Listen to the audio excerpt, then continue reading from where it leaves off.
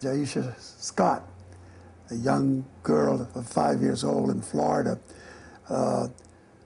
was being arrested in her classroom by 3 white police officers. And I thought the treatment of her was rather cruel. And I couldn't quite understand what her crime could have been that required such a display of police power. And the raw terror in this child's face, for me, was an awakening. I kind of always thought that I was on top of issues and had a pretty good idea what was going on. But when I saw this, I understood that something had eluded me. I thought my best bet at that point would be to go to the source itself, go amongst young people, listen to their voices, and listen to what they were saying.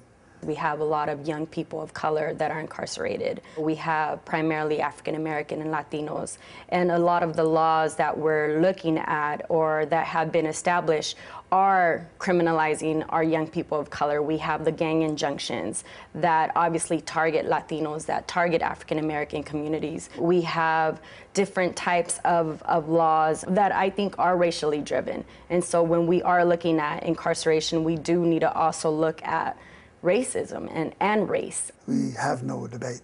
We have no discussion. We have responses to issues of race.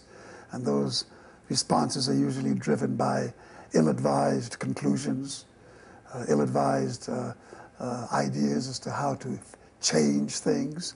One of the most commonly used instruments to deal with the issue of race is incarceration. Well, I didn't want to found the gathering. I think the gathering found me. What we do is, in the exchange of information and informing each other, we begin to understand where we have strengths and where we have weaknesses. How do we fix our weaknesses and how do we broaden our strengths?